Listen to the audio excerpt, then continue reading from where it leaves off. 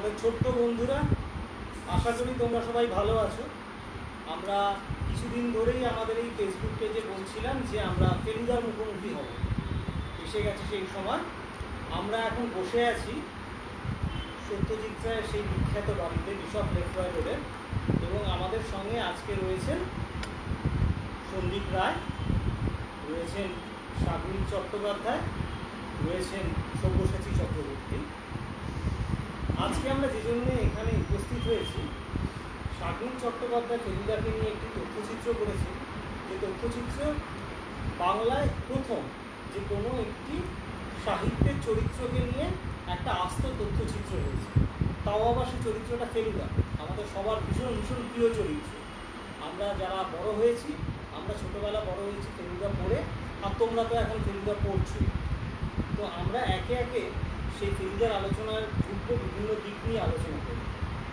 আমি প্রথমেই জিজ্ঞেস করছি এই তথ্যচিত্রের পরিচালক শাগনিক চট্টোপাধ্যায়কে, যে শাগনিক, তুমি আমাদের ছোট্ট বন্ধুদের বলো যে কী ভেবে তুমি সত্যজিৎ রায়ের এই চরিত্রটাকে নিয়ে তুমি তথ্যচিত্রটা করার কথা ভাবো।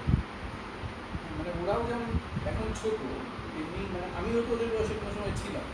মানে আমার এখন মনে আছে প্রথম পড়া চরিত্রের নাম হচ্ছে ফেলুদা, তারপরে টিনটিন। ফেলুদার শুধু আমি টিনটিন নাই।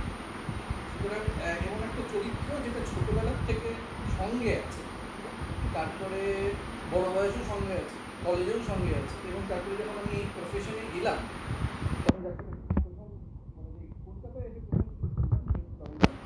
এবং সেটাও আমার মনে আছে যে নিশিজাতনের পর প্রথম ফেলতো, সেটা আমাদের প্রিন্ট ওরিয়েন্টেশন।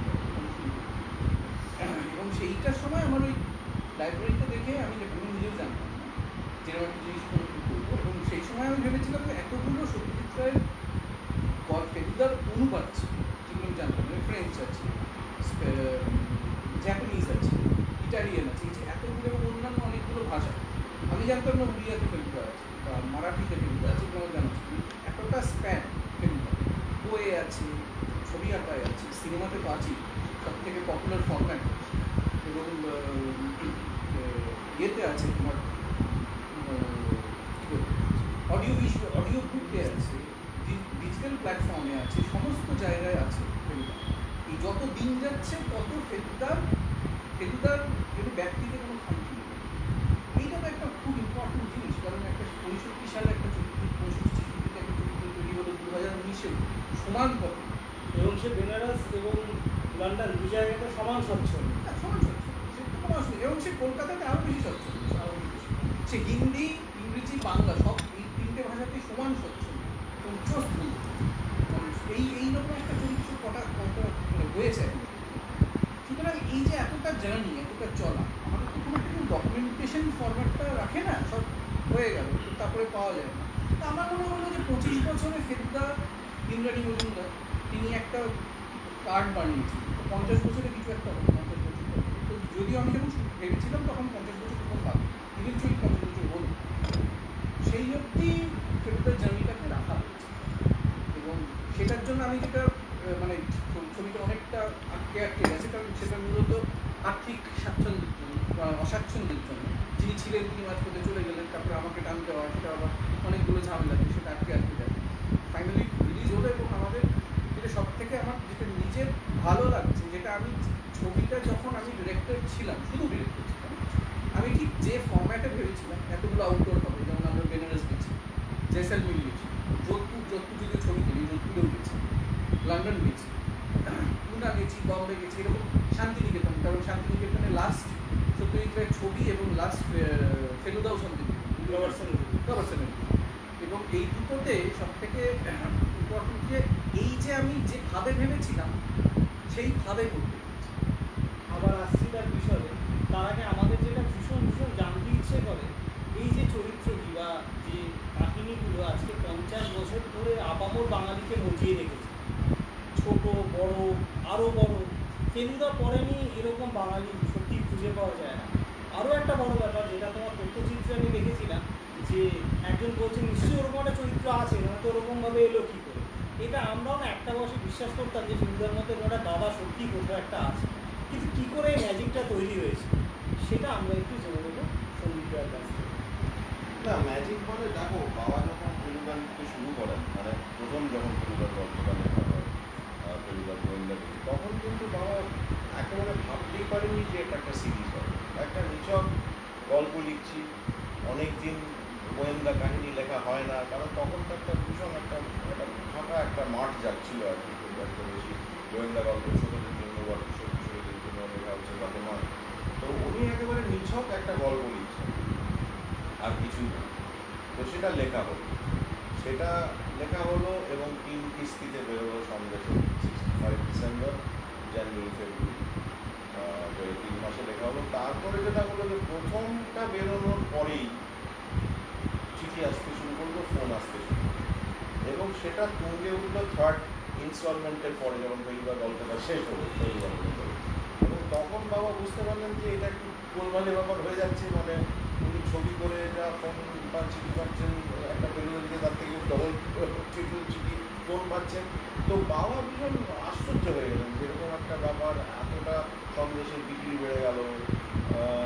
তখন অনেকেই যেটা রিকোয়েস্ট করতে শুরু করলো, এটা ছোটরা নয় কিন্তু, মানে এটা প্রথম থেকেই বুঝেছিলেন যে শুধু ছোটদের জন্য হচ্ছে না, বেটা সকলে হচ্ছে। এবং তারপরে ফোন আসতে শুরু করলো, এবং মানে বাবার চেনাশোনা বন্ধু বান্ধব যারা বাবার কাছে এসে দেখা করতেন বা আড্ডা বাড্ডা মারতে আসতেন, তারা বললেন যে এবার একটা বড় চাই, এত ছোটকে কিন্তু মন বলছে না, একটা বড় লিখুন বা লেখুন। তো তারপরে তো বাচ্চাই আমি, মানে একেবারে উনি ভাবতে পারেন, কারণ তুমি যদি মানে খাতাটা দেখো, যে খাতায় লেখা হয়েছে, তার আগে কোনো কিছু যেটা হয় আর কি, একটা ক্যারেক্টার সম্বন্ধে কিছু করতে কিচ্ছু লেখা হয়, একেবারে স্ট্রেট ফরওয়ার্ড গল্পটা শেষ করা হয়েছে, অন্য গল্পে চলে গেছে। কিন্তু তারপরে যেটা হলো যে আস্তে আস্তে এইটা শুরু হলো, মানে ফেলুদাকে নিয়ে ফেলুদার বড় ম্যানারিজম ইত্যাদি, সেগুলো আস্তে আস্তে আসতে শুরু করলো।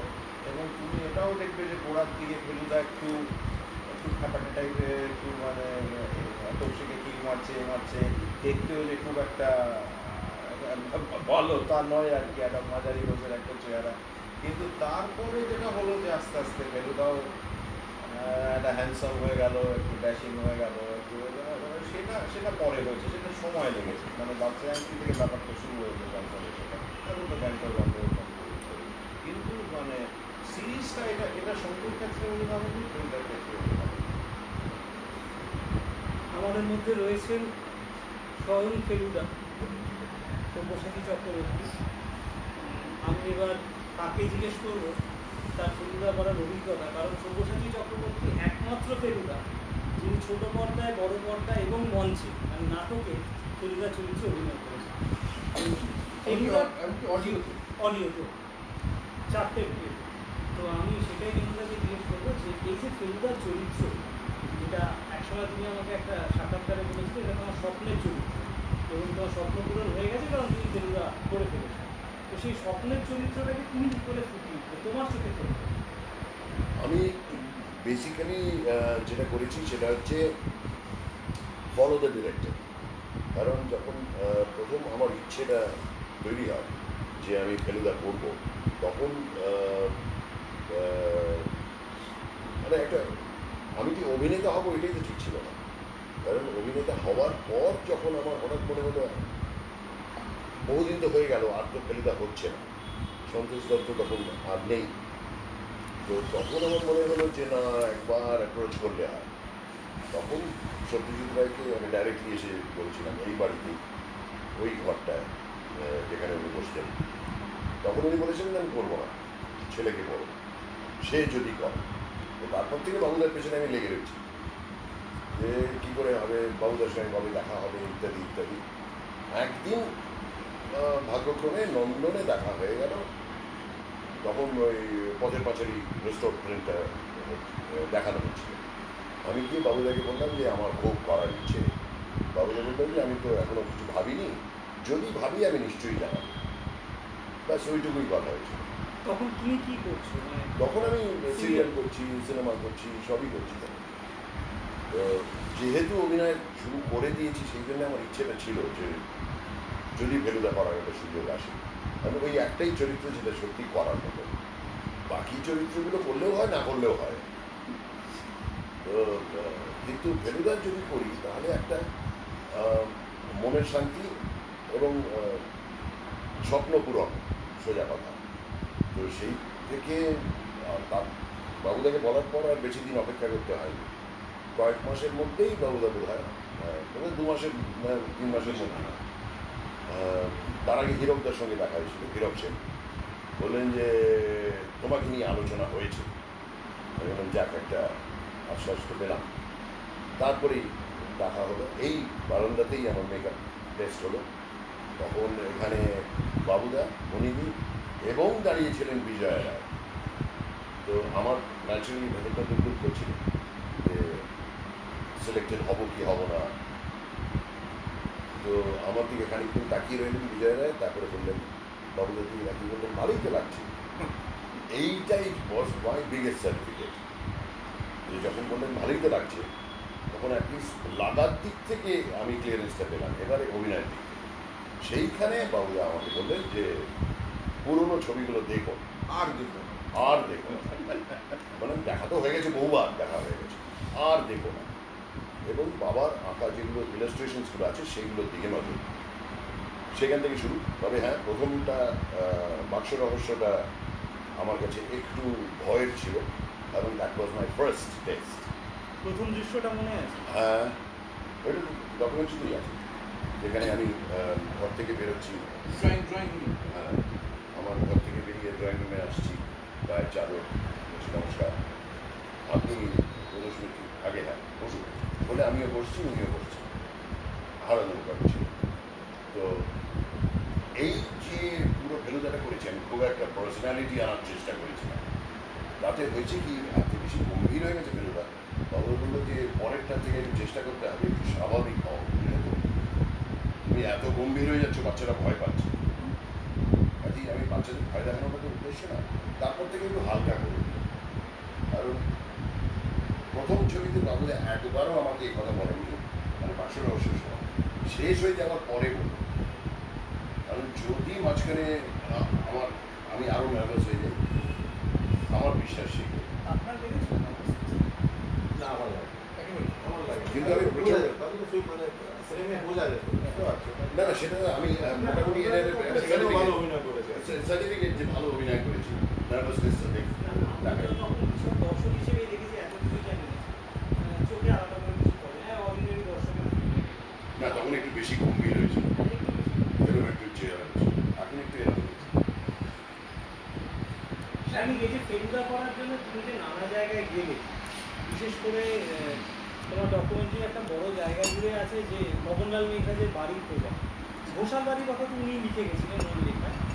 এই যে টোটাল জার্নিটা, একবার তুমি গেলে রাজস্থান, একবার বেনারস, লন্ডন, সেখানে মানে ক্যামেরার পেছনেও তো অনেক ঘটনা ঘটে, তুমি ফেলুদাকে নিয়েই ঘটে। সেরকম দু একটা যদি তুমি আমাদের যারা শ্রোতা তাদের সঙ্গে, যেমন আমার বলছি যে মগনলালের বাড়ি খোঁজা, মানে আমাদের রমেশ সেন, এখন বাবুদের সহকারী, মুখ্য সহকারী, এবং সত্যজিৎ রায়েরও নায়ক থেকে সহকারী, তাকে নিয়ে, কারণ সে সেই ছবিটা উনি ছিলেন। এবং আমার মনে হয়েছিল যে এমন একটা স্ট্রাকচার করার দরকার যেটা একটা জার্নি ফিল্ম হবে। তথাকথিত মানে চলচ্চিত্র বলতে যে ফরম্যাটটা, সেটা আমি একদমই রাখতে চাই, কারণ ওটা করলে তাহলে ফেলুদা হয়।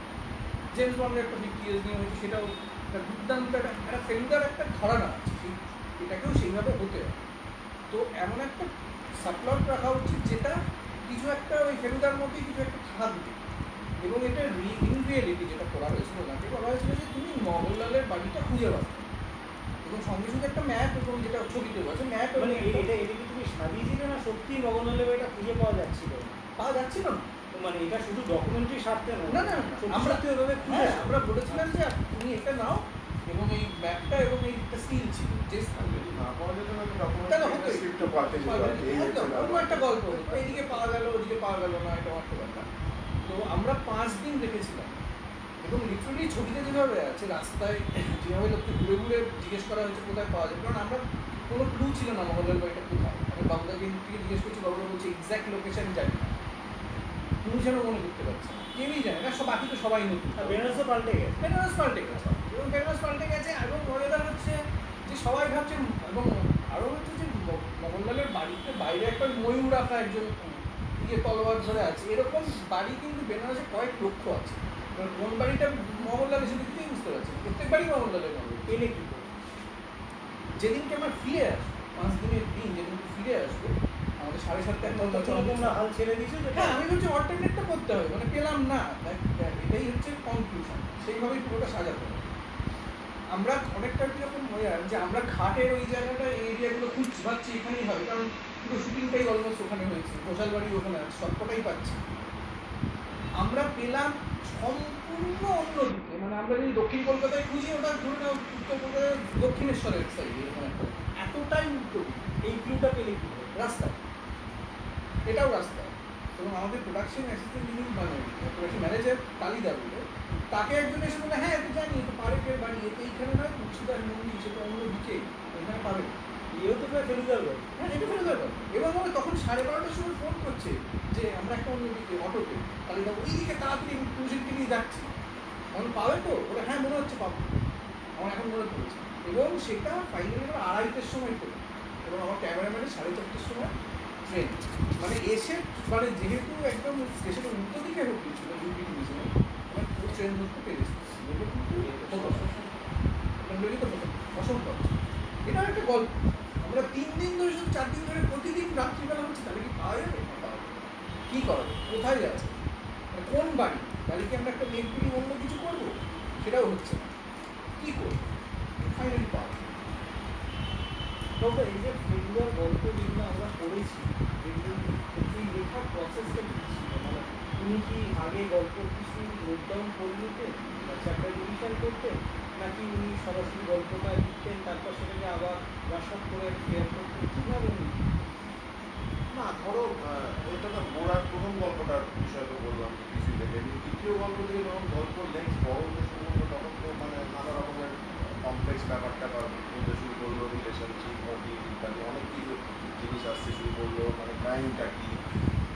তো তখন বাবার নোটস এবং মানে তোমার কী বলবো, ধরো একটা জায়গায় কী জায়গায় ফেলা হবে ফেলি, সেটা তো একটা ইম্পর্টেন্ট, কারণ বাবা ওটা একটা মোটামুটি সকলে ভীষণ, দার্জিলিংটা ভীষণ ভালো লেগেছিল প্রথম গল্পতে। এই যে ঘোড়ার মধ্যে একটা মিস্ট্রি হচ্ছে, মিস্ট্রি সলভ করছে, সেটা সকলের খুব পছন্দ হয়েছিল। যেটা মানে বাবা ওই ফরম্যাটটা রেখেছিলেন যে ফেলুদা হবে একটা ট্রাভেল অফ অ্যাডভেঞ্চার, এবং প্রথমে ঠিক করা হচ্ছে কোথায় ফেলুকে যেতে হবে, কোথায় যাবে এবং সেই জায়গাটা যথেষ্ট ইন্টারেস্টিং হতে হবে। মানে জায়গা ধরে তারপর জায়গা ধরে তারপর এখন জায়গাটা মনে হলো আচ্ছা এখানে তাহলে এই জিনিসটা করা যেতে পারে, তারপর নোটস লেখা হলো, তারপর যখন গল্পটা মাথায় এসে যেত তখন কিন্তু উনি এক ধাক্কায় আমার আর একটা জিনিস বলবো, উনি যখন হয়তো অনেক মানে নিজের ছবির জন্য বিভিন্ন জায়গায় গেছে, সেই জায়গাগুলো কারণ সেটা তো মোটামুটি আমি একটা যেটা লিখেছিলাম যে যেটা মানে ফেলুদার প্রথম আমাদের যে ভূমিকাটা হয়েছে, যে ফেলুদার জায়গা এবং ওর চলচ্চিত্র জীবন ভীষণ ওতপ্রোতভাবে জড়িত, বুঝতে পারছি যেসব জায়গা পছন্দ হচ্ছে সেসব জায়গায় ফেলুদা পাঠাচ্ছে, এরকম একটা ব্যাপার। কাজেই জায়গা বাঁচলো, তারপর উনি লিখলেন, জায়গা বাছা হলো, তারপর তারপর মোটামুটি একটা রাফ আইডিয়া উনি মাকে এরকম একটা ছক ভেবেছি, কারণ মা বাবার থেকে অনেক বেশি ডিটেকটিভ গল্প করেছে এবং নানান ধরনের ডিটেকটিভ করছে। মা ভীষণ একজন মানে পাকা একেবারে ডিটেকটিভ গল্পের পোকা। তো তাকে বাবা প্রথম একটা খসড়া, তখন ঠিক আছে ভালোই লাগছে, লেখো। তো বাবা লিখলেন পুরো জিনিসটা, তুমি তো জানো যে মোটামুটি ফেলুদা অসম্ভব এমনি ভীষণ ফাস্ট লিখতেন। তো দিন 7 দিনও লেখা হয়েছে, 3-4 দিনও হয়েছে, হ্যাঁ উপন্যাস 3-4 দিনও, সে তো হয়েছে এক নাগারে। তখন যেটা মানে ওই বলতে হতো আর কি, এবার চলো চান করবো, এবার খাবে, এরকম একটা ব্যাপার করতে। তারপর যেটা হতো যে পুরো একটা রাফ লেখা হলো, তারপর উনি ওটাকে ফেয়ার করতেন, যেটা প্রেসে যায়, এবং ফেয়ার করেও যদি সেটা প্রেসে পাঠানো হতো, সেটা প্রথম মাপে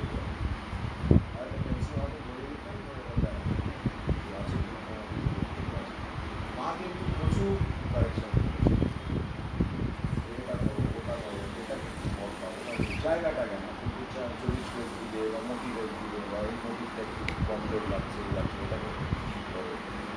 ক্যারেক্টারটাকে আরো একটু রসার করে ভীষণ শুনতেন বাবা, কিছু কিন্তু শুনতেন না, তুই বোঝাতেন মাকে না এটা আমি এটা করেছি এই জন্য, তো সেটা মা মেনে নিতেন। কিন্তু ওই পেন্সিলের দাগগুলো বাবা ভীষণ, ওগুলোকে ভীষণ ইম্পর্টেন্স দিতেন। এবং তারপর আবার সেটা লেখা হয়, তারপর তোমার বেসে যেত, এবং যেটা লেখা হতো সে একেবারে মুক্তোর মতো লেখা, মানে সেখানে ভুল হবার নিজের হাতে। নিজের ভুল হবার কোনো কারণ নেই। প্রত্যেক পুজোয় এক সময় ফেলুদা এবং শঙ্কু দুটোই বেরোয়, তুমি প্রথমে কোনটা লিখতে ফেলুদা না সেটা বলা খুব মুশকিল, সেটা বলা খুব মুশকিল, মানে তারা দেওয়া হতো, কারণ মানে এই বাবা কিন্তু সব ফরমাইশই লেখা, ওই হঠাৎ মাথায় এলো লিখে ফেললাম, রেখে দিলাম, কোথাও একটা দিলাম, সেটা লিখি না, মানে যারা চাইছে তাদের জন্যই লেখাটা হচ্ছে। কিন্তু সেটা ডিপেন্ড করবে, সেটা ডিপেন্ড করবে কোনটা আগে কোনটা পরে, সেটা ডিপেন্ড করবে। যেটা আগে আসতো, যে আইডিয়াটা আগে আসতো, মানে হয়তো শঙ্কর একটা আইডিয়া করলো, সেটা আগে লিখতে তবে ফেলুদা। কিন্তু একটা টেনশন শুরু হতো পুজোর আগে, 4-5 মাস আগে থেকে, যেটা আমি মোটামুটি বুঝতে পারতাম আর কি লিখবো, হ্যাঁ কী লিখবো। ফেলুদা একটা ছোট্ট জিনিস জিজ্ঞেস করার তোমাকে, এটা আমাকে যখন ফেলুদা হয়েছিল আবির আমাকে বলেছিল যে আমাকে ফেলুদার কাছে আমি দিয়েছিল, বলেছিল চোখটা খেয়াল রাখো, ফেলুদার ক্ষেত্রে চোখটা খুব ইম্পর্টেন্ট, চোখের চাউনি ওখানে কিন্তু ফেলুদাকে আসল করে। তো তুমি যখন ফেলুদা হয়েছো, তুমি নিজেকে এই যে ফেলু করতে গিয়ে কী কী দিকে তৈরি করেছো, কীভাবে তুমি জিম করেছিলে কখনো, কখনো প্রথম দিকে যে অ্যাকশনগুলো তুমি কি সেখানে কিছু আলাদা প্রস্তুতি নিয়েছিলে? না, একেবারেই না। আমি যেটা করেছিলাম সেটা হচ্ছে যে ওই বাবুদা যেটা বলেছিলেন যে যে ইলাস্ট্রেশনগুলো দেখো, বইটা পড়ো, কী ডেসক্রিপশন দেওয়া আছে, কী লেখা আছে, সেইটাকেই দেখাতে হবে, আর কিছু না। তবে হ্যাঁ, ফেলু কিন্তু বেসিক্যালি মগজাস্ত্র ব্যবহার করে, কাজে সেই বুদ্ধিদীপ্ত জিনিসটাকেই রাখতে হবে। কখনোই যেন মনে না হয় যে ও একটা জেমস বন্ড বা আর্নল্ড শোয়ার্জেনেগার বা র্যাম্বো, এরকম যেন মনে না হয়। তো কাজেই সেই জন্য জিম করার কোনো প্রশ্নই ওঠে না। আমি জীবনেই জিম করিনি। আমি সব রকম কাজ করতাম, খেলাধুলো করতাম, এখনও তাই করি, তবে খেলাধুলোটা বন্ধ হয়ে গেছে, তাই বইটাও হয়ে গেছে। তো কিন্তু সেটা কন্ট্রোল করার চেষ্টা করছি। আমি নিজের প্রস্তুতি যেটা করেছিলাম সেটা হচ্ছে একটা সময় আমি নিজে ওই একটু ফিজিক্যাল ওয়ার্কআউট করতাম, একটু মার্শাল আর্টস করতাম। কাজেই সেইটা কিছুদিন করেছিলাম বলে একটা মোটামুটি আইডিয়া ছিল। তোমার ফেলুদা তো অনেক রাগে, মানে সে দরকার পড়লে ঘুষিও মারতে পারে। তো সেটা ডিরেক্টর না বললে আমি কখনোই কাউকে মানি না। চিত্রনাট্যে না থাকলে, চিত্রনাট্যে না থাকলে আমি বলছি এই যে না অনেক সময় যেটা, এটা খুব একটা ইম্পর্টেন্ট ব্যাপার, যে চোখের কথাটা বলবো এটা, কারণ অনেক সময় যেটা হয় যে যারা রেগুলার চশমা পরে তাদের চোখটা একটু কমজোরি হয়ে যায়। মানে এটা আমার একটু ভয় ছিল, এমনিতে আমি সারাক্ষণ চশমা পরে দেখেছি, এবং চশমাটা খুললে কি হবে, কিন্তু আমি দেখলাম এটা একেবারে উল্টো, আমার ভাবনাটাও পাল্টে দিল, যে চশমাগুলো ও চোখের যে ইন্টেন্সিটিটা সেটা পুরোপুরি আছে, যেটা আমাকে ভীষণভাবে সাহায্য করে। না, এটা কিন্তু আরেকজনের ক্রেডিট দেবো, সেটা হচ্ছে সৌমিত্র চট্টোপাধ্যায়। কারণ আমি যখন এগুলো করবো তার আগে একবার দেখা করেছিলাম সৌমিত্র বাবুর সঙ্গে, আমাকে বলেছিলেন খালি মনে রেখো চোখগুলো কিন্তু ভীষণ ইম্পর্টেন্ট। ওই যে জিজ্ঞাসি পুরো হ্যাঁ, দেখেছি। সৌমিত্র চট্টোপাধ্যায় সেটা আমিও আবিরকে সেই একই কথা বলেছিলাম। চোখটা কি আপনার? হ্যাঁ, কারণ একটা লোক কিরকম করে তাকিয়ে আছে তার উপরে ডিপেন্ড করে যে সে কী বলতে চাইছে, বা কি কতখানি ইন্টারেস্টেড, কতখানি সে মন দিয়ে শুনছে, বা লোকটাকে ভয় লাগাচ্ছে কিনা, বা লোকটাকে কনফিডেন্সে আনতে চাইছে কিনা, শুধু চোখ দিয়েই করা যায়। সাময়িক আবার তোমার তথ্যচিত্রে ফিরছি, এটা গেল বেনারসের অংশ, তুমি যেগুলো বললে যেভাবে খুঁজে পেলে। আরেকটা বড় অংশ যেটা তুমি গেছিলে এবং তোমার তথ্যচিত্রে দেখালো যে সোনার কেল্লা, এবং সেই সোনার কেল্লা পাল্টে গেছে পুরো পরিবেশ, সেই ব্যাপারটা যদি তুমি একটু ছোটো করে।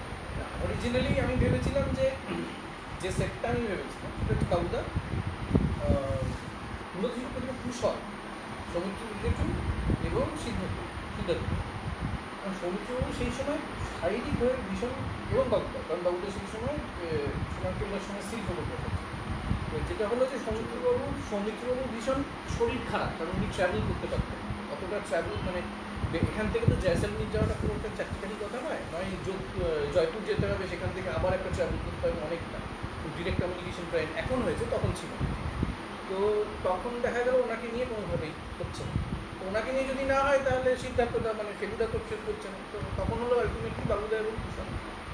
এটার মূল কারণটা ছিল যে আমার মনে হচ্ছিল কি যে যেহেতু একটা এতটা এক্সটেন্সিভলি হচ্ছে, তাহলে একটা লোক ফাইনালি, এবং আমার প্রথম থেকে ছিল যে ছবিটা যেন হলে মুক্তি পায়, সে একটা হোক, দুটো হোক, তিনটে হোক, যতগুলো হোক, এটা হয় না।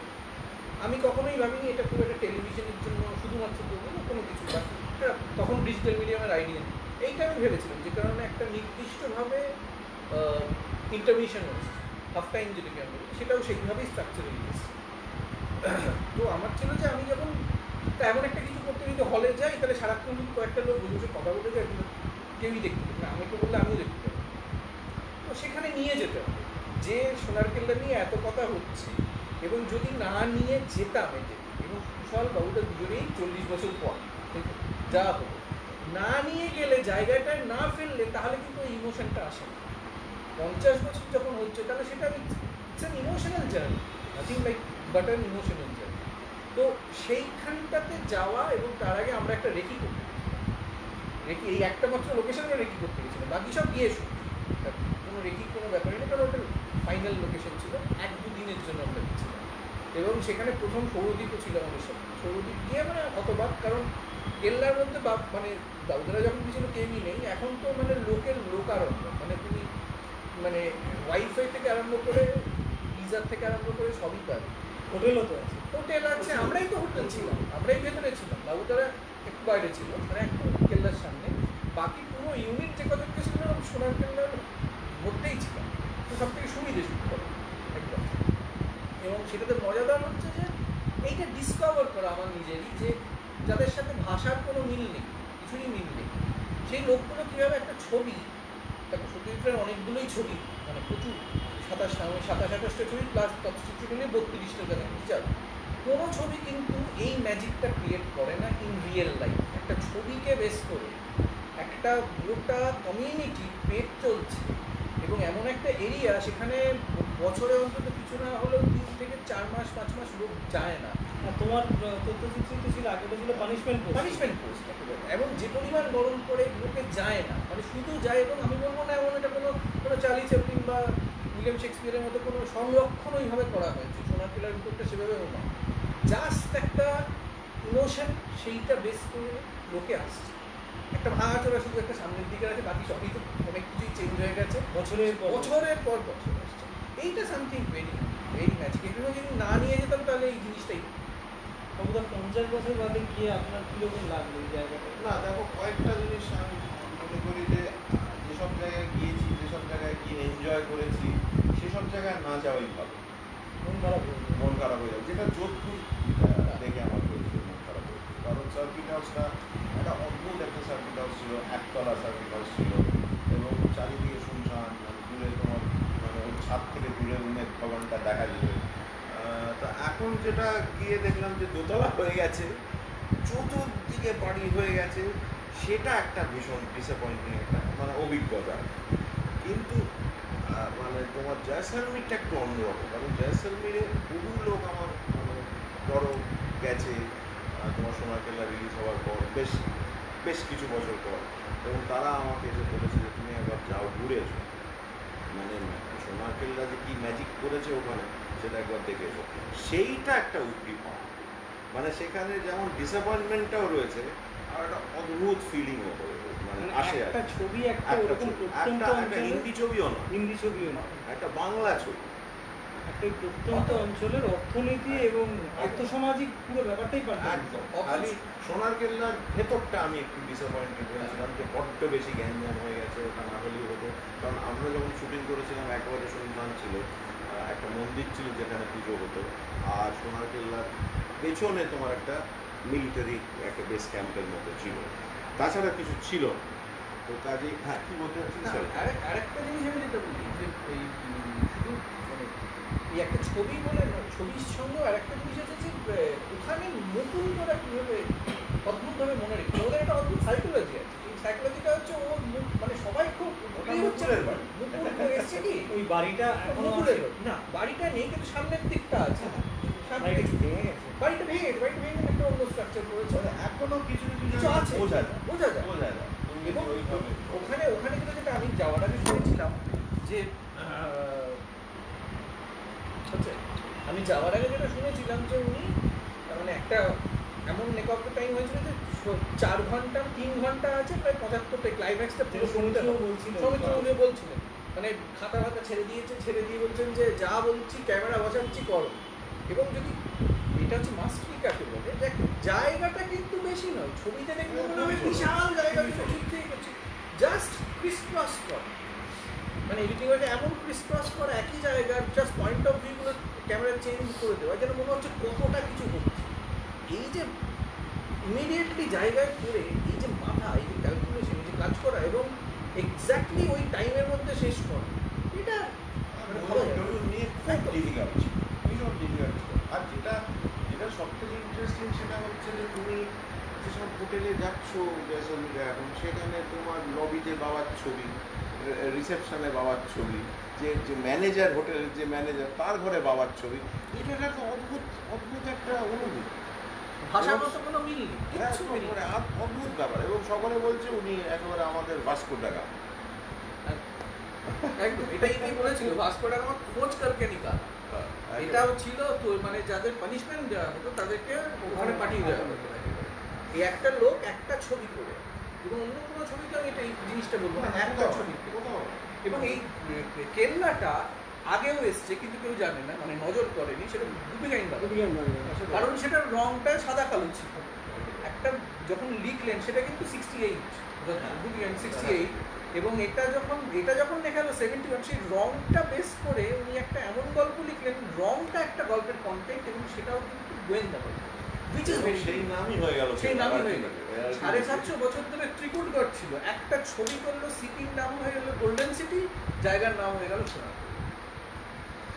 এবং ওখানকার লোক যেটা শুনে দেখা দিল খুব অদ্ভুত লাগে যে তিনজন যখন তিনভাবে ছবিটায় পাচ্ছে, ফেলুদা বের করছে হচ্ছে ওই লাল হলুদ রঙের যেটা দেখে স্যান্ডস্টোন দেখে, যেটা স্যান্ডস্টোন দেখে একজন টেলিপ্যাথি করে বের করছে, হিপনোটাইজ করে সেখান থেকে জিনিসটাকে বের করছে, আরেকজন ইতিহাস বই ঘেটে বের করছে, মানে তিনজন তিন সূত্রে গিয়ে একটা পয়েন্টে পৌঁছে। একেবারে। এবং একটা বাচ্চা ছেলের কথা অনুযায়ী এত বড় মানে অ্যাডাল্ট লোকগুলো এটা বাচ্চা ছেলের কথাটা উড়িয়েও দিতে পারতো, মানে তারা এতটাই সিরিয়াস যে বাচ্চা ছেলের কথাটাকে আমল দিয়ে তারা কিন্তু তার ওই কথাটার পেছনে ছুটতে আরম্ভ করলো এবং গ্যাটে পয়সা খরচা করলো, মানে ভিলেন ফার্স্ট ক্লাসে যাচ্ছে। এক মিনিট আমি শাকিল তোমাকে একটু থামাচ্ছি, কারণ লোকে কিছু প্রশ্ন জিজ্ঞেস করছে ফেলুদা নিয়ে, এবং মনে হয় প্রশ্নগুলো সবই বাবুদার উদ্দেশ্যে। ফেলুদার পরের ছবি কবে, কোন গল্প? কবে এটা জানতে চেয়েছেন শুভ্রনীল চৌধুরী। কবে আমি বলতে পারবো না, তবে গল্পটা মোটামুটি আমরা যে গল্পের দিকে এগোচ্ছি সেটা হচ্ছে ছিন্নমস্তাদের উপর। আলটিমেটলি পুরোপুরি এগোনো হবে কিনা আমি বলতে পারছি না, কিন্তু ওটাই আমার করার ইচ্ছে পরের ফেলুদা। কবে মানে একটু ধৈর্য ধরতে, আর একটু ধৈর্য। দ্বিতীয় প্রশ্নটা করেছেন অয়ন ঘোষ, পরের লালমোহন গাঙ্গুলি কে? সেটা তো আমি জানি না। লালমোহন গাঙ্গুলি বলে তো আমরা ইমিডিয়েটলি একটা ফেলুদা শুরু করে দিই। লালমোহন গাঙ্গুলি খুব মুশকিল, এবং সেটা আমরা খুবই উঠে পড়ে লেগেছি যে যাতে একটা প্রপার লালমোহন গাঙ্গুলিকে খুঁজে পাওয়া যায়। অনির্বাণ দাশগুপ্ত জানতে চেয়েছেন ফেলুদা হিন্দিতে হলে সর্বভারতীয় দর্শক দেখতে পেত, হবে না? হিন্দিতে যদি করতে চায় আমার তো আপত্তি নেই, আমি করবো না, কিন্তু হিন্দিতে যদি কেউ করতে চায়, যদি ইন্টারেস্টেড হয়, তাহলে নিশ্চয়ই আমি আপনি করবেন না? আমি করবো, কারণ আমি তো একটা করেছি, এবং করে মানে যেটা হয়েছে যে ফেলুদা এত একটা আমার কাছে এতটা বাঙালি চরিত্র, আর ফেলুদার হিউমারটা এত বাঙালি যে খুব ভালোভাবে ট্রান্সলেটেড হয় না। মানে যেই তোমার অন্য ভাষায় ট্রান্সলেট হচ্ছে ওইটা ওই মজাটা চলে যাচ্ছে, এবং সেটা না আমি করবো না। কিন্তু অন্য কেউ যদি ভালো কেউ করতে চায়, যে মানে সেই মজাটা নিয়ে কেউ করতে চায়, তাহলে ডেফিনেটলি আমরা আবার একটু বেনুদাকে একটা প্রশ্ন জিজ্ঞেস করবো। বেনুদা, তুমি তিনটে জায়গায়, যেটা গোড়াতেই বলছিলেন ফেলুদা করেছো, ছোটো পর্দায়, বড় পর্দায়, মঞ্চে এবং অডিও বুকেও করেছো, 4 জায়গায়।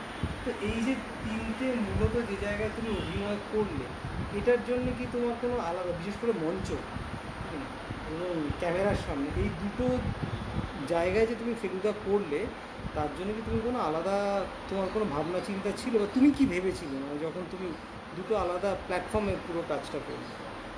সিনেমা এবং টেলিভিশনে আলাদা করে কিছু ভাবিনি, কারণ দুটোই তো বাবুদারি ডিরেকশন। ওই যেরকমভাবে টেলিভিশনে অভিনয় করেছি সেরকমভাবেই সিনেমাতেও করেছি, একই কথা।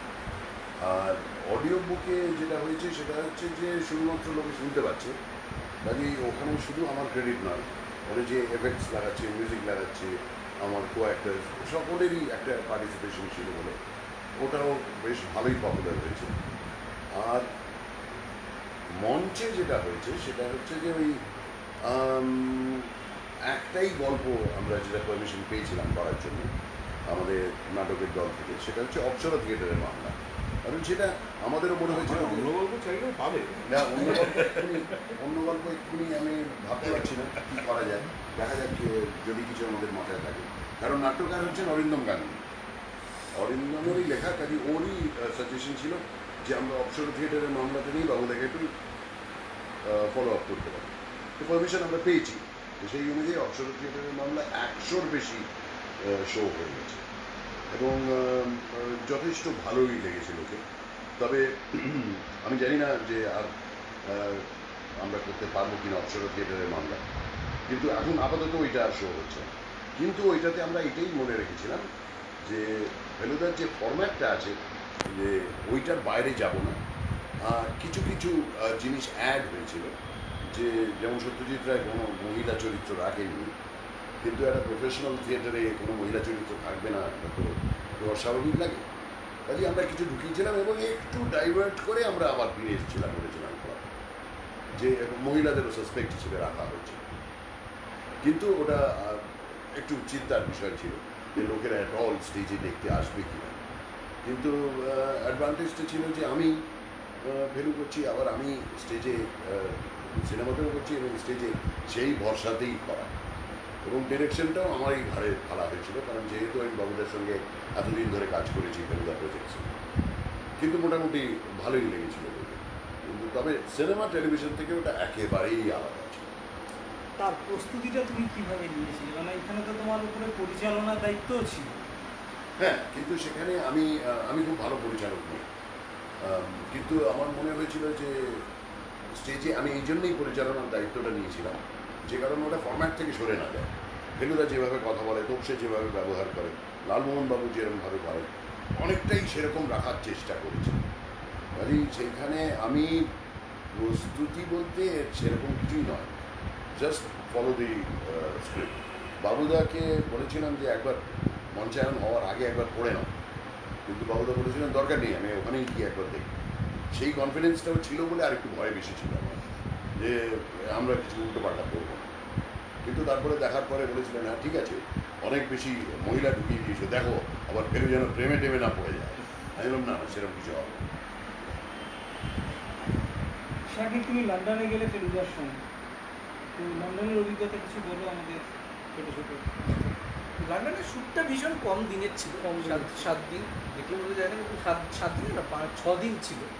এবং কিছু কিছু জিনিস ছিল আমি ভেবেছিলাম লন্ডনে ফেলুদার কিছু লাইনস ধরে মানে পুরোটা যাবো, কারণ ফেলুদার সাথে একটা ভীষণ হোমসের একটা ওতপ্রোত সম্পর্ক, ফেলুদা যাকে গুরু বলে। মূলত লোক ছিল যে মানে শার্লক হোমসের বাড়িটা দেখা, এবার এটাকে তো এক্সপ্লোর করতে হবে, সেটা খুবই কম লাস্টের দিকে এসছে। কিন্তু আমার যেটা মজা লেগেছে যে গল্পটা যেভাবে লেখা, যে ডেসক্রিপশনে লেখা, অবভিয়াসলি যেটা হতো প্রত্যেক জায়গায় হয়, লন্ডনেও তাই, যেভাবে লেখা যে কোন রাস্তার পর কোনটা এক্স্যাক্টলি ওই আমার আর কোনো গাইড বুকে এইখানে আমারও একটাই আছে। আমি 221B বেকার স্ট্রিট আমি গিয়েছিলাম একসময় ম্যানচেস্টারে, সেখান থেকে লন্ডনে গিয়েছিলাম। আমি স্পেসিফিক্যালি গিয়ে 221B বেকার স্ট্রিটের সামনে দাঁড়িয়ে আমার বউয়ের হাতে ক্যামেরা দিয়ে বললাম তুমি একটু করো। আমি সেখানে দাঁড়িয়ে, আমার পাশে একজন ববি দাঁড়িয়েছিল। দারুণ এক্সপিরিয়েন্স। কাজেই সেই 221Bর সামনে আমি দাঁড়িয়ে একটা ছবি করছি। আর যেটা ছিল ডেসক্রিপশনটা কোনো মানে ওইটাই গাইড, বইয়ের লাইনগুলোই গাইড, আলাদা করে তোমাকে লন্ডনের ম্যাপ অনুযায়ী করে খুঁজতে হবে। লন্ডন কতটা পাল্টে গেছে? কারণ আগে তো আমি যাইনি, সেটা বাবুদারা বলছি লন্ডন খুব একটা আমরা যে জায়গায় গেছিলাম পাল্টানোর নয়। মানে বিশেষ করে বেনারসের ওই ঘোষাল বাড়ির ছাদ থেকে হ্যাঁ, ওইরকম পাল্টাবে না। এখন যে পাল্টানো যেটা তোমার লন্ডন সেটা পাল্টাবে না, লন্ডন সেটা অ্যালাউ করবে না। লন্ডন ওই পুরোনোটা নিয়েই রাখে, যেটুকু রিস্ট্রাকচার করার দরকার সেটুকু করে। ইনফ্যাক্ট এটা আমার মনে হয় অনেক ইউরোপিয়ান জায়গায় করে। ওই আমাদের মতো এরকম রুথলেসলি ওরা ভাঙে না। আজকে মনে হলো কিছু টাকা এলো গিয়ে ভেঙে দিলাম, কিছু জানার দরকার পড়লো না। কিন্তু ডেভেলপমেন্টগুলো হয়েছে, ডেভেলপমেন্ট সেগুলো আউটস্কার্টসে, হ্যাঁ লন্ডনের একদম, বাইরে। একদম প্রপার লন্ডনে খুব একটা চেঞ্জ কিছু করা যায়। একেবারে। এবং ওই জায়গাটা একেবারেই না, এবং ওটা আমার মনে হয় লর্ডসের একদমই পাশে, 221B একটুখানি বাঁ দিকে গেলে একটুখানি এগোলে একদম বেকার স্ট্রিট স্টেশনের থেকে বেরিয়েই মেন রোডটা ক্রস করে ডান। ডান দিকে। এবং ওটার পেছন দিকে 15 মিনিট গেলে লজ, মানে শার্লক হোমসের সাথে তাই জন্য একটা ক্রিকেটের সম্পর্ক, মানে একদম পাশাপাশি থাকে। এবং সেই জার্নিটা ভীষণ ইন্টারেস্টিং। শহরটা খুবই, মানে প্রথমবার যাওয়া খুবই ইন্টারেস্টিং। এবং আমি বললাম বইয়েতে যা লাইন আছে, যেটা ওই ডেসক্রিপশন অক্সফোর্ড স্ট্রিট এবং ভীষণ অথেন্টিক, অথেন্টিক, অসম্ভব দোকানের নাম পর্যন্ত, দোকানের নামটা এটা খুব আশ্চর্য আমার কাছে। মানে উনি কবে লিখেছেন এখনো পর্যন্ত, কিন্তু যে ডেসক্রিপশনে লেখা সেলফ রিলিজ থেকে আরম্ভ করে সবটা, এটা মানে মার্কস অ্যান্ড স্পেন্সার থেকে আরম্ভ করে অসাধারণ। মানে আমার সব থেকে মজা করেছে কোনো গাইড বুকের দরকার নেই, আমার বইটাই যথেষ্ট। ফেলুদার এই তথ্যচিত্র করতে গিয়ে মানে আর্থিক সমস্যাটা তুমি করেছিলে, এছাড়া আর কি কোনো বিষয় ছিল যেটা তোমাকে খুব প্রবলভাবে সমস্যায় ফেলেছিল? ধরা যাক শশী কাপুরের ইন্টারভিউ। শশী কাপুরের ইন্টারভিউতে আমি চেয়েছিলাম তথ্যচিত্র নেই, কারণ উনি তখন একদম অ্যালজাইমারের একদম কমপ্লিটলি ভুগছিলেন। কারণ ওনার কোনো রিপ্লেসমেন্ট হয় না, কাউকে দিয়ে যে ওনার কথা বলাবো এটা হয় না। তাই জন্য আমরা মোহন আকাশের কাছে গেছিলাম, সেটাও পুনাতে। সেটা খুব সুন্দর একটা এক্সপিরিয়েন্স হয়েছিল। হ্যাঁ, কারণ আমরা অলঙ্কারকে চেয়েছিলাম, কিন্তু তাকে কোনোভাবেই যোগ, কারণ সে এখন ভারতবর্ষে থাকে, সে এখন বিদেশে আমেরিকায় থাকে, যতদূর আমি লাস্ট যেটুকু শুনেছি। শশী কাপুরটা নেই, এটা খুব দুঃখজনক। ওটা হলে একদম কমপ্লিট ফেলুদা হতো, কিন্তু তখন উনি বেঁচে, কিন্তু উনি কথা বলার মতো অবস্থায় ছিল। এটাই, আর কোনো জটায়ুকে পাওয়া গেল, এটাই হচ্ছে আরেকটা খুবই দুঃখজনক। এটা যেটুকু ফুটেজ মানে কি বেস করে আমাদের করতে হতো, আর কিছু করার নেই। কিন্তু অনেকে বলেছিল তুমি যখন কাজ শুরু করেছিলে তখন বিভু বর্মা মারা গেছে, তার আগেই মারা গেছে।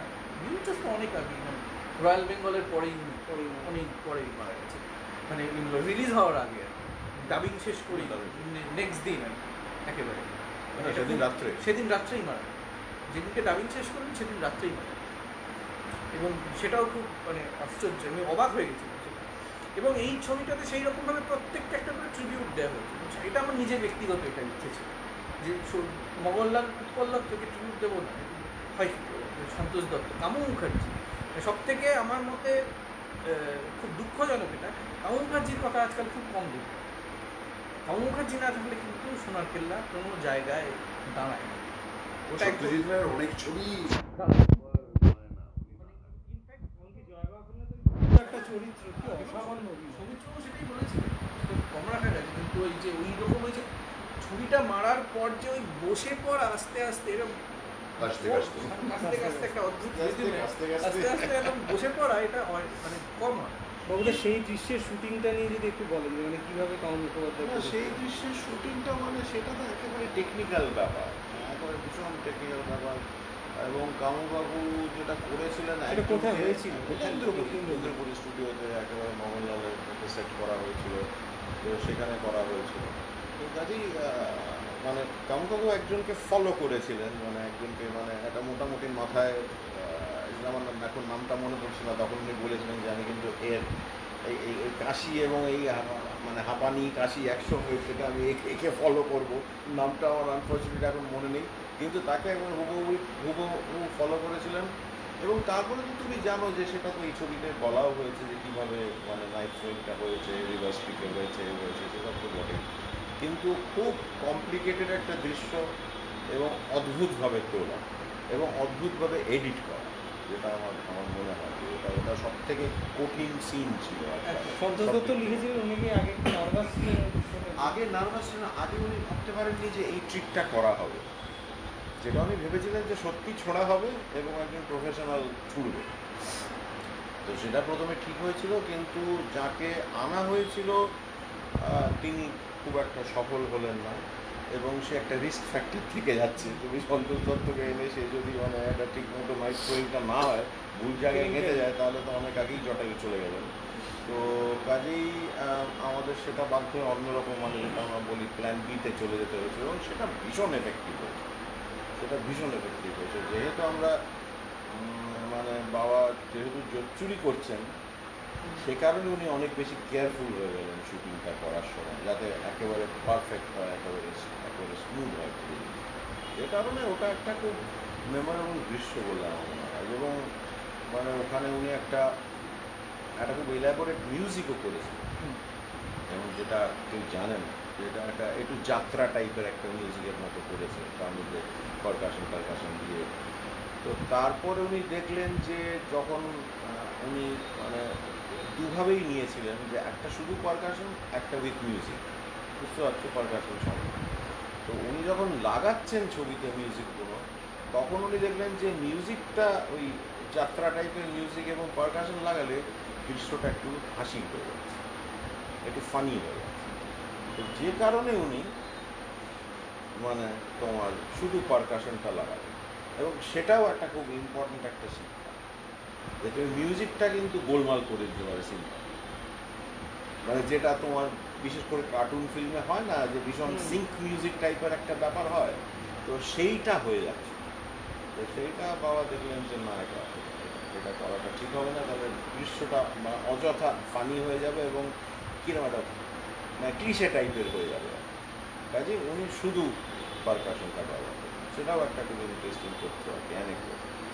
আরেকটা ছোট্ট প্রশ্ন জিজ্ঞেস করার, আমার একটা জিনিস বলা, সেটা হচ্ছে সোনার কেল্লার প্রথম খসড়াটা দেখলে দেখা যাবে সেখানে দুজন আমাদের বাবুদা বলেছিল, প্রথম যে দুজনকে উনি কাস্ট করেছিলেন সেটা হচ্ছে জটায়ু সন্তোষ দত্ত এবং কাউ মুখুজ্জি প্রথম। এবং আরেকটা হচ্ছে যে বেনুদাকে বলেছিলেন যে ডক্টর হাজরা প্রথমে ওখানে লেখা ছিল যে আমাদের যোশন দস্তিদারকে প্রথমে বাংলা, পরে এটা চেঞ্জ হয়ে যায়। এটা খুব ইন্টারেস্টিং। তখন ফেলুদা সৌমিত্র লেখা আছে, কিন্তু তারপরে একটা আরও কি ডট দেওয়া, কে হতে পারে, যেটা বাবুদা বলেছে, এমনি চেয়েছিলেন নতুন কেউ হোক, নতুন মুখ একটা হোক ফেলুদার জন্য, একদম সম্পূর্ণ। আমার একটাই প্রশ্ন, যে ফেলুদার যারা মূলত প্রতিপক্ষ বা ফেলুদার গল্পে যারা ভিলেন, তাদের ভিতর সিংহভাগই হচ্ছে ফার্স্টেডের জিনিয়াস। হ্যাঁ, এর বাইরে একটা ব্যতিক্রমী চরিত্র মগনলাল মেঘরাজ, হ্যাঁ, রাষ্ট্রিক চরিত্র, মানে যে ঠিক মানে ফেলুদা অন্যান্য প্রতিপক্ষ বা ভিলেনদের মতো নয়, কিন্তু এই চরিত্র অসম্ভব ডেডলি। এই চরিত্রটা কীভাবে উনি কি এরকম কাউকে দেখে বা ভেবে এই চরিত্রটা কীভাবে সৃষ্টি করেছেন? এটা আমার পক্ষে বলা খুব মুশকিল, কারণ মানে উনি একা ঘরে বসে যে কী ভাবতেন সেটা তো বলা খুব মুশকিল। এখন সব সময় আমরা ওকে বিরক্ত করতাম না, ছেড়ে দিতাম। বিশেষ করে ছবি যখন মানে একটা গল্প লেখা হচ্ছে বা ছবি তৈরি হচ্ছে, তখন আমরা যে খুব বেশি ওকে ঘাটাতাম তা না, তবে মাঝে মাঝে খাবার টেবিলে একটু ডিসকাশন হতো আর কি, যেটা আমার ছবিতেও আসে অনেক সময়। খাবার টেবিলে অনেক কিছু ঘটনা ঘটে আর কি, তো সেরকম ডিসকাশন হতো না। সেরকমভাবে মডেল কি সেটা উনি কিন্তু মগনলালের আরেকটি গল্প গোলাপী মুক্ত রহস্য, সেখানেও কিন্তু মগনলালের সঙ্গে জোরালো টক্কর ছিল। রাত্রিবেলা মগনলালের বাড়িতে হানা দেওয়া, এরকম ঘটনা সেটা যথেষ্ট ছিল। আমাদের যে টেলিভিশনের জন্য যে প্রোডাকশনটা হয়েছিল তাতে বেশ মারামারি ছিল। ইনফ্যাক্ট তুমি যেটা বলছো যে এই তথ্যচিত্র তুমি যে ওখানে নিয়ে যাওয়া, সেইটা কিন্তু আর একটা কারণ হচ্ছিল, সেটা হচ্ছে বাবুদের যে এই টেলিভিশন যে সিরিজটা, মানে সেখানে বাক্স রহস্য যেভাবে মানে যে করা হয়েছে, এতটা আউটডোর, তখন কিন্তু এটা খুব একটা চল ছিল না বাজে তুমি, এটা মানে অস্বাভাবিকভাবে ফেলুদার যে টেলিভিশনে অলমোস্ট একটা নতুন জায়গা খুলে দেয় টেলিভিশন। আমি নিজে ব্যক্তিগতভাবে মনে করি টেলিভিশন প্রোডাকশনের একটা অন্য দিক খুলে দেয়, কারণ এইরকমভাবে এতটা এলাবোরেটলি করা খুব ভাবতেও পারত না। এইটা কিন্তু অনেক সময় এটা কিন্তু প্রম্পট করেছে যে এই অথেন্টিসিটিতে রাখতে হবে, যখন বলছি সেই জায়গায় নিয়ে যাওয়ার দরকার না। এবং এটা খুব ইন্টারেস্টিং ব্যাপার যে আমরা তো 95-96 ধরো ফেলুদার এগুলো করছি, এবং যখন গোলাপী মুক্ত রহস্য করা আছে তখন আমরা বেনারস গেছি। তখন কিন্তু মগনলালের বাড়ি খুব সহজে পাওয়া গেছে, এবারেই গোলমাল হয়ে গেল। মানে তখন তো পুনু কাকুও ছিলেন, সবই ছিলেন, মানে সব মানে জানার কথা। কিন্তু মজবুত ব্যাপার, কারণ ওখানে আমরা এক্সস্টিভ শুটিং করেছি, বাইরে রাত্রিবেলা শুটিং করেছি, দিনের বেলা শুটিং করেছি, তোমার তো মনে আছে। ভেতরে আমরা ওই তো ওই কম্পাউন্ড দিয়ে গিয়ে ছেড়ে দিয়ে সে তো পাশের বাড়িতে আমাদের নিয়ে গেল, খুব মানে দারুণ সব যারা ওই সব বাড়ির মালিক টালিক আর কি, তারা আমাদের দেখে খুব খুশি, এতদিন বাড়ি তো। কিন্তু তারপর শারমিকের ছবিতেই পাওয়া গেল না, এটা খুব অদ্ভুত জিনিস। কেউই করতে পারে। আরেকটা প্রশ্ন আমার বেরিয়ে গেছে যে অনেক সময় গল্পে গল্পে তুমি বলেছো যে ফেলুদার শুটিংয়ের পিছনের যে নানা যেমন একটা ছিল হচ্ছে যে বরফের অপেক্ষা করে করে স্নোফল হচ্ছে না ফাইনালি, হ্যাঁ, সেটা হয়েছিল যে আমরা সব দিল্লিতে পৌঁছলাম। বাবুদা গুলিজি সিমলা থেকে দিল্লি এসে বললো যে সিমলা একদম বরফে ঢেকে আছে, দারুণ শুটিং হবে। তারপরে আমাদের দিল্লির শিডিউলটা শেষ হওয়ার পর আমরা সবাই মিলে গেলাম সিমলায়, গিয়ে দেখি কোথাও বরফ নেই, সব গলে গেছে। সেইটা আমাদের মাথায় হাত, মানে এবারে কী হবে। তারপরে আমরা বাকিটা তো ঘরের ভেতরে শুটিং করলাম প্রথম দিন। সেই দিন রাত্রে মেঘ, বরফ, পুরো শহর আবার ঢেকে গেল। কাজে ওইটা একটা মিরাকুলাস ব্যাপার হয়েছে। আর আমরা বাকিটা শুটিং করেছিলাম কুফরিতে, যেখানে বরফ ছিল, কিন্তু প্রপার সিমলায় বরফ দেখানো যাবে না, এইটা একটা ভয়ের কারণ হয়ে দাঁড়িয়েছে। কিন্তু সেটা হয়ে গেল শেষ পর্যন্ত। সেরকম সমস্যা তো বোধহয় ইলোরাতে গিয়েও হয়েছে। হ্যাঁ, পার্ট 2 করতে হবে, আনন্দমাল আবার পার্ট 2, পার্ট 3, পার্ট 4 করে বাচ্চারা জানো কিন্তু আর কি যে বিয়েতে যেটা ইলোরাতে গিয়ে তো দেখা গেছিল শুটিং করা অনেক প্রত্যেকটি আমি বলে দিচ্ছি, বাবুদা এটা ভালোভাবেই বলতে পারবেন। আমি অনেকগুলো প্রবলেম জানি না, কিন্তু আমি এইটুকু বলছি, আজ পর্যন্ত একটা ফেলুদার ছবি, অন্তত আমি যে ঘটে আছি, বাক্স রহস্য থেকে আরম্ভ করে ডবল ফেলুদা অবধি, একটা গল্প বা শুটিং নেই যেখানে প্রবলেম হয়নি। প্রত্যেক কটাতে প্রবলেম হয়েছে, এবং ফেলুদার গল্পই হচ্ছে প্রবলেম সলভ করা। কাজেই বাবুদা তখন ব্যক্তিগতভাবে ফেলুদা হিসেবে প্রবলেম সলভ করে দিয়েছে। হংকংয়ের শুটিং নিয়ে একটু বলো। কিসের? হংকংয়ের শুটিং তো আমরা যখন প্রথম গেলাম হংকংয়ে, তো সেখানে দেখা হলো একটা বিরাট এক্সিকিউটিভ সুইট টাইপের একটা বিল্ডিং, সেখানে সবাইকে ঘর অ্যালট করে দেওয়া হবে। আর সে এক একটা ঘর হচ্ছে মানে আমার খাট থেকে ট্যাঙ্ক বেরিয়ে যায়, ছোটো ছোটো 5 ফুটের খাট। তো কেন জানি না, মানে ওদের দেশেও তো লম্বা লম্বা লোক আছে, কিন্তু আমরা খুব হই হই করেছিলাম। এবং রোজ সকালবেলা ওই গাড়ি আসতো, আমরা বেরিয়ে যেতাম। কয়েকটা হোটেলের আশেপাশেও শুটিং হয়েছিল, বিভিন্ন জায়গায় শুটিং হয়েছে। এবং হংকংয়ের শুটিংটা আমরা ভাবছিলাম যে একদম চলে যাবে স্মুথলি, কোনো প্রবলেম হবে না। এবং শেষ পর্যন্ত একবার পুনুবাবু পড়ে গিয়েছিলেন, হাঁটুতে চোট লেগেছিল, সেইটাতে আমি খুব চিন্তিত হয়ে গিয়েছিলাম। সে মলম টলম লাগিয়ে নি প্যাড দিয়ে, কিন্তু খুব কষ্টের মধ্যে শুটিং করেছিলেন, কিন্তু হয়ে গেল। বললাম যাক, তাহলে বোধহয় সুসম্পন্ন হল। এইবারে যেটা হলো সেটা হচ্ছে ফেরার সময় কাস্টমসে আটকে দিল যে এই ক্যানের মধ্যে কী আছে। যতবার এক্সপ্লেন করা হলো ফিল্ম আছে, আপনারা আর কীভাবে বলবো, বলে যে না, এগুলো তো খোলা সিল নয়, আমরা কী করে জানবো যে কী নিয়ে যাচ্ছে, এক্স রে করতেই হবে। তখন বাবুদা বলেছিলেন যে এক্স রে যদি করেন, এমনভাবে এক্স রে করবেন যেটা ফিল্ম সেফ এক্স রে, যাতে ভেতরে এক্সপোজড ফিল্মগুলো খারাপ না হয়ে যায়। সেটি তারা করেননি, তারা যথেষ্ট যত্ন নেন। এবং রেজাল্ট যেটা হলো সেটা হচ্ছে ডকুমেন্ট, যেটা আমাদের এই শারমিকের ডকুমেন্টারিতে দেখানো হয়েছে, বিভিন্ন জায়গায় মানে এক্সপোজড হয়ে গেছে, লাইন লাইন লাইন লাইন হয়ে গেছে। সেটা আমরা ভেবেছিলাম বোধহয় হলো না, আবার হংকং যেতে হবে। কিন্তু ভাগ্যক্রমে যারা টেকনিক্যাল কাজকর্ম দেখেছেন, যারা রেস্টোরেশন কাজটা করেছেন, তারা সেটাকে রিপেয়ার করে দিয়েছেন। এখনও দেখা যায় যে ফ্লিকারটা এখনও বোঝা যায়, কিন্তু না বলে দিলে লোকে বুঝতে পারবে। সেটাও প্রায় 3.5 মাস ধরে আমরা দুজন, এবং সেটা বোঝা কাজী ফেলুদার ছবি একটা প্রবলেম হবে না, এরকম হয় না। আমরা প্রত্যেকটা বলতে গেলে তো অনেক সময় লেগে যাবে, কিন্তু প্রত্যেক কটাতেই প্রবলেম হয়েছে এবং প্রবলেমগুলো সলভ করা হয়েছে। তোমার ছবিটা এখন রমরম করে চলছে, বিভিন্ন জায়গায় লোকে জানছে অনেক কিছু ফেলুদা সম্পর্কে। তোমাকে আনন্দমালার পক্ষ থেকে শুভেচ্ছা জানাই। ধন্যবাদ জানাই সন্দীপ রায় এবং সব্যসাচী চক্রবর্তীকে যে আজকে এতটা সময় আমাদের দেওয়ার জন্যে। আমরা এখন বসে আছি সেই ঐতিহাসিক বাড়িতে, বিশপ লেফরয় রোডের, এবং আমাদের যে ফেসবুক লাইভে এতক্ষণ আমরা অনেক কিছু জানলাম, অনেক কিছু শুনলাম ফেলুদা নিয়ে। এমনই আরও নানান ইন্টারেস্টিং বিষয় নিয়ে আবার আমরা ফেসবুক লাইভ করব। ফেলুদাকে নিয়ে তো কখনো লাইভ শেষ করা যায় না, ঘন্টার পর ঘন্টা চলতে পারে, তবু কোথাও তো শুরু করলে থামতে হয়। তো তাই আজকে এই পর্যন্তই থাক। তোমরা সবাই ভালো থেকো, আবার দেখা হবে। নমস্কার।